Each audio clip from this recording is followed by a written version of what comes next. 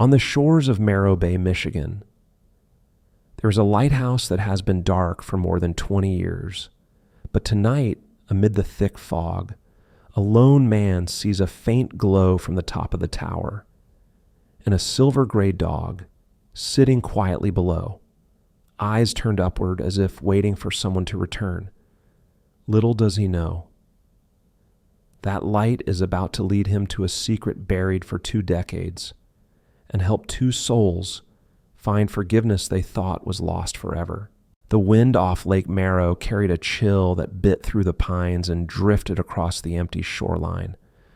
The old lighthouse stood like a silent ghost, its glass eye long since dark. Daniel Hayes leaned against the railing of his weather-stained cabin, watching the last light fade over the water. He was 43, tall and broad-shouldered, with a square jaw roughened by days of stubble and gray threaded through his dark hair. A faint limp in his right leg spoke of past injuries. Once a Navy rescue officer, he now carried the quiet, brittle calm of someone who had seen too much. Every gust of wind reminded him of rotors, sirens, and voices he could never answer again. Inside, the cabin was sparse, a table, 2 chairs, a bed that never looked slept in. Daniel kept the place clean with military precision, though it was less about order than control. Control was the only thing that kept the memories from flooding back. He made coffee even when he wasn't thirsty, stood by the window even when there was nothing to see. Nights were the worst. He could almost hear the radio static from that last mission, the one that ended with fire on the water and a voice screaming for help before the signal cut. That voice had a name he couldn't say aloud. By the 3rd week, the silence of Marrow Bay had begun to close around him. The locals at the small gas station spoke little. They'd learned he wasn't the kind to chat. The only visitor who seemed curious was Mrs. Langley, the elderly woman who managed his lease. She was short, wrapped in faded scarves, and her blue eyes still carried a spark of mischief. "You picked the loneliest spot in Michigan," she'd told him with a half-smile. Daniel had just nodded. He didn't tell her he'd chosen this place because loneliness was safer than remembering. That night, the fog rolled in thick and white, erasing the horizon. Daniel stepped outside when the power flickered, his breath ghosting in the cold air. Somewhere beyond the mist came a faint sound, not quite a bark, not quite a cry. He followed it toward the dunes. Then he saw it, a large German shepherd, coat silver gray with streaks of darker fur along its back, standing motionless at the base of the lighthouse. The dog's amber eyes glowed faintly in the fog, intelligent and calm. It neither growled nor fled, only stared toward the dark tower as if awaiting orders from a master who would never return. For a long moment, Daniel stood there, transfixed. The dog's stillness echoed his own, 2 sentinels guarding different ghosts. Something in its posture, proud, weary, disciplined, felt hauntingly familiar. He whispered, "Hey, buddy," but the dog didn't move. It turned its head slightly, studying him, then looked back at the tower. A strange heaviness pressed on Daniel's chest, a recognition that made no sense. He knew loss when he saw it. As the fog thickened and the light faded completely, he realized he was no longer alone in this exile, and perhaps neither was the dog. The fog had not lifted by morning, but Daniel decided to go into town. Marrow Bay was little more than a strip of weathered buildings pressed against the water. One diner, a bait shop, a post office that smelled faintly of damp paper. Inside the diner, the bell over the door jingled weakly as he stepped in. A woman sat alone in a corner booth, camera beside her, notebook open. She was in her early 30s, slender but strong, with chestnut hair pulled into a loose bun and freckles that deepened when she frowned at her notes. Her clothes were practical: dark jeans, worn jacket, boots dusted with lake sand. Her eyes, sharp gray-green, scanned every detail of the room as if framing it through a lens. When she noticed him, she smiled politely but distantly, the kind of smile that said she preferred observation to conversation. The waitress, a plump, cheerful woman named Ruth, greeted him with a nod. She had seen every kind of loner come through town, but there was something different about this man, his posture too straight, his eyes too tired. "Coffee?" she asked. Daniel nodded. As Ruth poured, she whispered, "That one over there's been here all week, says she's taken pictures of ghosts." Daniel followed her gaze to the woman with the camera. Curiosity stirred something he hadn't felt in months. When he finished his coffee, he crossed the room. "You documenting breakfast or something more important?" he asked. She looked up, wary but intrigued. "Depends who's asking." Her voice was steady, low, almost musical. "Name's Daniel Hayes." He extended a hand. She studied it before shaking. "Marina Cole," she said. "I'm a photojournalist, writing a feature on abandoned lighthouses.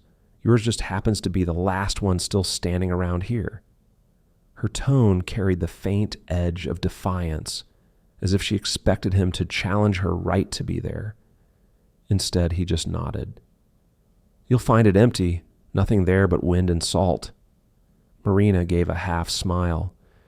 "That's what everyone says until they see the pictures." She flipped her camera around to show him a shot she had taken the night before, the silhouette of the lighthouse in fog, and beside it, faintly visible, the shape of a dog. Daniel felt his pulse quicken. "You saw that?" Marina frowned slightly. "Yes, he's beautiful. I tried to get closer, but he vanished into the mist. Locals call him the keeper's dog. They say he appears when the light wants to come back on." He didn't answer. Her words scratched at something raw inside him. She studied him quietly, reading his silence. "You live near there?" she asked. "Too near," he muttered. "And you shouldn't go alone. The cliffs are unstable." "I can take care of myself," she replied. There was pride in her voice, but also the fatigue of someone who had spent too long proving it. As they left the diner, the fog had thickened again. Marina walked toward an old Jeep, plastered with press stickers and camera gear stacked in the back seat. She glanced over her shoulder. "You know," she said softly, "my father worked that lighthouse once, before he drowned. Maybe it's time someone told the real story." She drove off, taillights bleeding red through the mist. Daniel stood in the street long after the sound of her engine faded. The name echoed in his mind, Marina Cole. And in the silence that followed, the cry of a dog carried faintly across the bay. The evening turned restless, clouds dragging across the moon like torn sails. Wind pushed against the cabin's windows, and the lake beyond hissed with whitecaps. Daniel sat by the small wood stove, a mug cooling in his hand. The dog lay near the door, its silver-gray fur glinting faintly in the firelight. He had named him Sage, a name that felt right, steady, calm, a survivor. Sage looked up whenever thunder rolled, ears twitching but eyes steady, as if storms were old friends. Daniel found that comforting. Chaos no longer frightened this animal, and somehow that made his own fear easier to bear. The cabin lights flickered twice, then steadied. It happened often in the wind, and yet tonight Daniel felt a strange prickle along his neck, a sense that the storm carried intent. Around 9, headlights cut through the curtain of rain. A knock followed, sharp, quick, familiar. Marina Cole stood in the doorway, soaked from the storm. Her hair clung dark to her cheeks and water dripped from the edge of her camera bag. "Power's out in town," she said. "Thought the lighthouse might make a good shot in this weather." Daniel frowned. "You picked the worst night on the lake." "Those are the nights that tell the truth," she replied, brushing water from her lashes. She smelled faintly of rain and old film. Sage trotted toward her, tail low, curious but calm. "So he's yours now?" she asked, kneeling to scratch behind his ears. Daniel nodded. "Seems like he chose me." When lightning split the sky, the outline of the lighthouse appeared for a breath, sharp, solid, and wrong. A thin beam of light glowed at its crown, sweeping the shoreline once, twice. Marina froze. "Did you see that?" Daniel grabbed his coat, heart hammering. They ran through the storm, Sage leading the way. The wind roared off the cliffs, sheets of rain slicing sideways. The iron door of the lighthouse groaned open with a shove, and they stepped into a darkness that smelled of rust and salt. The spiral stairwell above creaked under their weight. At the top, the lantern room shimmered faintly, though the glass panels were broken and the lens shattered long ago. On the control table sat a small reel-to-reel recorder, its red indicator light blinking weakly. Daniel crouched beside it. The device was old, World War II era, maybe. He brushed off the dust and hit the playback switch. Static hissed, followed by a faint male voice, warped by time. "This is St. Elora Point. Light must not go dark. Don't let them bury us in silence." The recording cut out with a sharp click. Marina's breath caught. "That's my father." The words landed heavy between them. Rain hammered the glass overhead. Sage pressed close to Daniel's leg, eyes fixed on the recorder, as if recognizing a command long forgotten. Marina's hands trembled as she touched the rusted metal. "He was here," she whispered, "and he was trying to warn someone." Daniel met her gaze. Both understood the same truth. Whatever had happened at St. Elora hadn't ended 20 years ago. The lighthouse wasn't done speaking. The next morning broke gray and cold, mist curling above the water like breath. Daniel and Marina stood in the small municipal archive office of Marrow County, a squat concrete building that smelled of paper and mildew. Behind the counter sat Arthur Bell, the clerk, a wiry man in his 60s with thin gray hair, combed straight back and a mustache yellowed from coffee.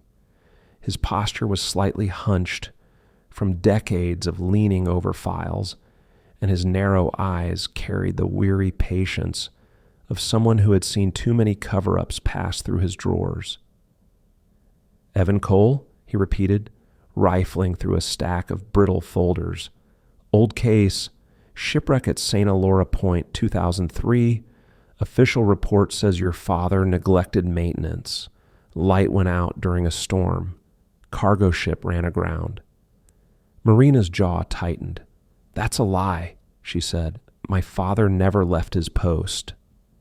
Arthur gave a small shrug, sliding the folder across the counter. "All I got is what was signed by the Coast Authority. No appeal ever filed." Marina flipped through the documents, typed reports, signatures, but something felt off. The maintenance log was missing entire weeks, gaps so clean it looked deliberate. Daniel leaned closer, scanning the carbon copy sheets. "These pages are replacements," he muttered. "Look at the staple marks. They've been swapped." Arthur hesitated, then said quietly, "Wouldn't be the first time. Folks around here stopped asking questions long ago." He nodded toward the back room. "If you want the real records, talk to Henry Lowell. He used to service the tower before it shut down. Lives near Dock Road, runs the bait shop." That afternoon, they found Henry Lowell mending nets beside the lake. He was a broad, sun-leathered man in his 70s, with hands like knotted rope and eyes the pale blue of faded denim. His voice carried the rasp of someone who'd spent a lifetime breathing salt and diesel. "Evan Cole," he said slowly when Marina asked. "He wasn't no traitor. That night the generator failed. He tried to keep the lamp running off a backup line. Coast Authority wanted the station automated, cheaper to maintain. When he refused to abandon the old system, they blamed him for the wreck." He paused, gaze drifting toward the horizon. "I saw his logs before they took them. The light was still burning when the ship hit." Marina's breath caught. Why didn't anyone speak up? Henry smiled sadly. "People around here mind their peace. Easier to let ghosts keep quiet." As they left, Marina's camera strap slipped from her shoulder, brushing against Sage, who had been patiently waiting by the truck. The dog nudged her hand, and when she bent to steady him, she noticed the faint engraving on his collar. Beacon 2. Her brow furrowed. Daniel frowned too. "That's the same name from the station archives," he said. The connection settled between them, quiet and electric.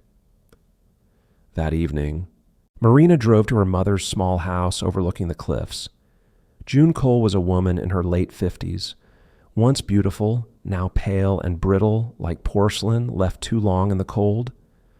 Her auburn hair, streaked with gray, was tied in a careful knot, and her eyes, tired green mirrors of Marina's, carried the heaviness of secrets guarded too long. When Marina confronted her, June's hands trembled on her teacup. "They said he failed," Marina said. "But he didn't, did he?" For a long moment, June said nothing, only staring at the steam curling from her cup.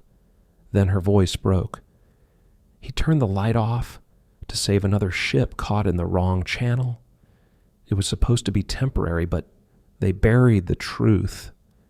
Said he caused the disaster." Her tears spilled freely now. "He died trying to do the right thing." The storm arrived without warning, a monstrous wall of gray swallowing the horizon. By dusk, the wind had become a howl, bending the pine trees until their roots moaned. Rain battered the windows of Daniel's cabin like 1,000 fists. He and Marina had been studying the scanned copies of Evan Cole's old service files when the lights flickered, then went dark entirely. Sage lifted his head, ears twitching, a low growl rumbling in his chest. Marina looked out through the window and froze. The lake had disappeared into a sheet of furious water, waves rising high enough to swallow the docks. "My mother's house is near the cliffs," she whispered, panic tightening her throat. "She'll try to find me." Daniel grabbed his rain gear, his movements sharp and practiced. "We'll go get her." Marina hesitated only a moment before following him into the storm. The road toward the cliffs had turned into a river of mud and debris. Sage ran ahead, his gray coat gleaming under the flash of lightning, his instincts pulling him forward with uncanny precision. Visibility was almost zero. Daniel could barely see 10 feet ahead, yet the dog seemed to know the way. Then, through the roar of the storm, came the faint beam of headlights. June Cole's old sedan stranded on the narrow bridge, water rising around its tires. June was inside, her pale face lit by the occasional flash of lightning. She looked older than her 58 years, fear carving new lines across her face. Her knuckles were white as she gripped the steering wheel. "The engine's dead," she cried through the window. Daniel forced the door open against the current, the freezing water biting his legs. "Come on, ma'am, we need to move." She hesitated, staring at the angry flood below. But when Marina appeared beside Daniel, shouting, "Mom, please!" June's resolve broke. Daniel reached in, unbuckled her seatbelt, and pulled her out just as a wave struck the bridge. The structure groaned, one of the side rails collapsing into the torrent. Sage barked from the far bank, his voice fierce and clear over the wind, guiding them like a living beacon. Daniel pushed the two women toward the slope, but a sudden surge swept his feet out from under him. Marina screamed as he vanished beneath the foaming current. The water was ice, chaos, and darkness. In those endless seconds, Daniel's mind filled with echoes of another storm, another rescue gone wrong years ago. Then through the black, a faint golden light cut through the waves above him. It pulsed, unwavering, as if calling him home. He kicked toward it with the last of his strength. When he awoke, he was lying in the emergency tent by the harbor. His head throbbed, his chest burned, but he was alive. Marina sat beside him, her eyes red from crying. "You were gone for 6 minutes," she said softly. "The Coast Guard found you because the lighthouse came on. They said the beam led them straight to you." Danielle blinked. "That's impossible. The wiring's dead." Marina nodded slowly. "I know." Outside, the rain had stopped and the sky was painted with the pale light of dawn. Through the fog, St. Alora's tower still glowed faintly, its lantern room bright as if the storm had only awakened it. People in town would later say the same thing, that someone or something had turned the light back on. The morning after the storm was eerily calm, the air heavy with the scent of salt and smoke from driftwood fires along the bay. The townspeople still spoke in hushed tones about the miracle of the light, the impossible gleam from St. Alora's lantern that had guided the rescue boats. Marina and Daniel returned to the lighthouse, this time under a washed-clean sky. The tower stood proud again, its cracked glass glinting weakly in the pale sun.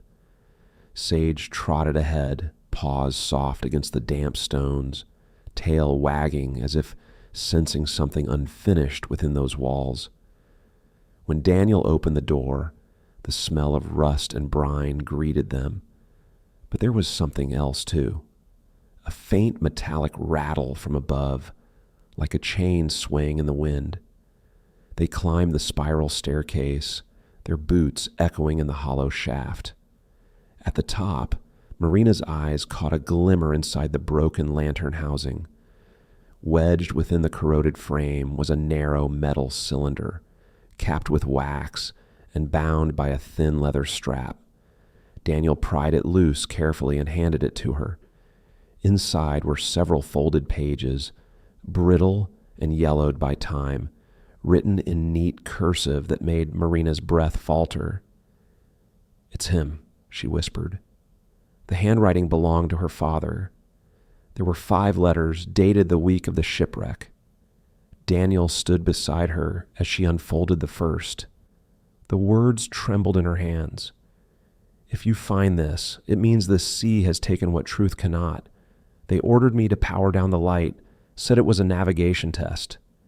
But I saw the ship's manifest, private cargo, unregistered.